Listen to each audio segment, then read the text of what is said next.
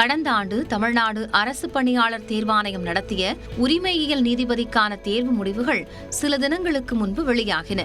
இதில் மயிலாடுதுறை மாவட்டத்தைச் சேர்ந்த பாலதண்டாயுதம், காஞ்சிபுரத்தைச் சேர்ந்த பாலாஜி, திருவாரூர் மாவட்டத்தைச் சேர்ந்த சுதா உள்ளிட்டோர் தேர்வானது பலரையும் மகிழ்ச்சி கடலில் நீந்த வைத்தது.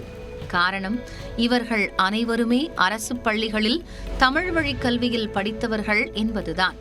மயிலாடுதுறை மாவட்டம் சங்கரன் பந்தலைச் சேர்ந்த வழக்கறிஞர் பாலதண்டாயுதம் அங்குள்ள அரசு மேல்நிலைப் பள்ளியில் பயின்றவர்.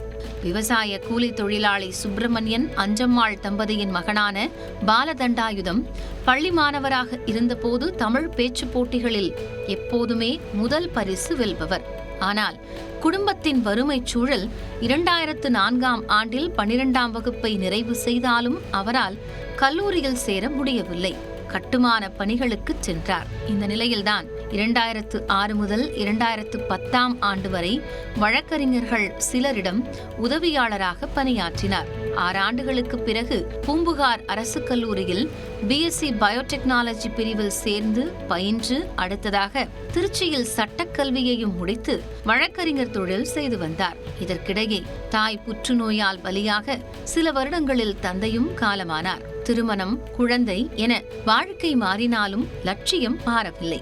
இந்த நிலையில்தான் டிஎன்பிஎஸ்சி தேர்வெழுதி பாலதண்டாயுதம் வெற்றி பெற்றுள்ளார். பாலதண்டாயுதம் விட்டதை பிடித்தவர் என்றால் காஞ்சிபுரத்தைச் சேர்ந்த பாலாஜி விடாப்பிடியாய் படித்து தடம் பதித்தவர்.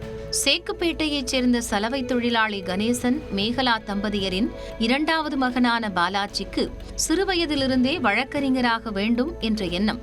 அதனால் +2 முடித்தவுடன் சென்னை அம்பேத்கர் சட்டக்கல்லூரியில் சட்டக்கல்வியில் சேர்ந்து பயின்றார் பாலாஜி.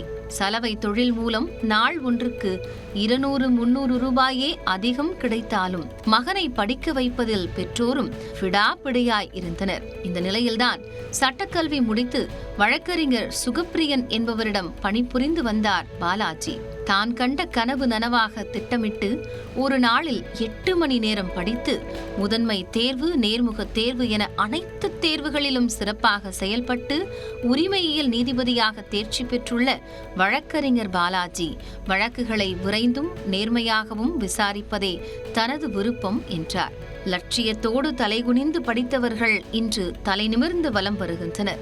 நியூஸ் 18 தமிழ்நாடு செய்திகளுக்காக செய்தியாளர்கள் கிருஷ்ணகுமார் மற்றும் சந்திரசேகருடன் வரலாறு சுரேஷ்.